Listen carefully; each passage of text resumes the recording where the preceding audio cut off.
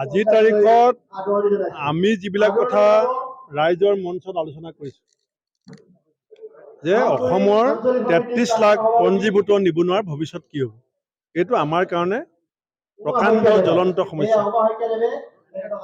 আজি বানপানী গৰাখহনীয়া সমস্যা আমাৰ কাৰণে জ্বলন্ত সমস্যা।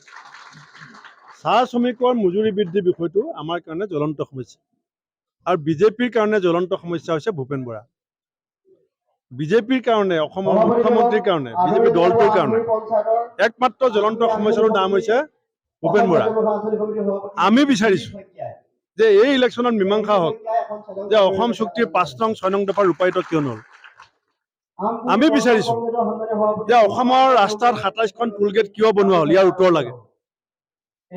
২০০০খন স্কুল অসমত বন্ধ কৰি দিয়া হ'ল আৰু গাঁৱে গাঁৱে মদৰ দোকান খুলি যুৱ প্ৰজন্মক ধ্বংস কৰা সিদ্ধান্ত চৰকাৰে কিয় ল'লে, ইয়াৰ উত্তৰ লাগে।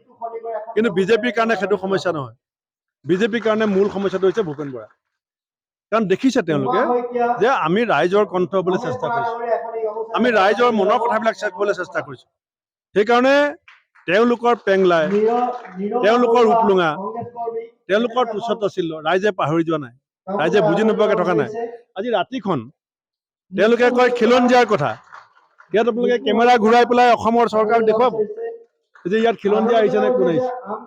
এই খিলঞ্জীয়াসকলৰ ভূমিপটা কি হ'ল, ৬ জনগোষ্ঠীৰ জনজাতিকৰণ কি হ'ল, চাহ শ্ৰমিকৰ মজুৰি বৃদ্ধি কি হ'ল, অংগনাবাদী ৰাজপথত কিয় আছে, আশা কৰ্মীৰ ৰাজপথত কিয় আছে, গাঁওবুঢ়াৰ ৰাজপথত, টেটৰ টিচাৰ ৰাজপথত, কম্পিউটাৰ টিচাৰ ৰাজপথত, ভেঞ্চাৰ স্কুলত টিচাৰৰ সমস্যা কি হ'ল।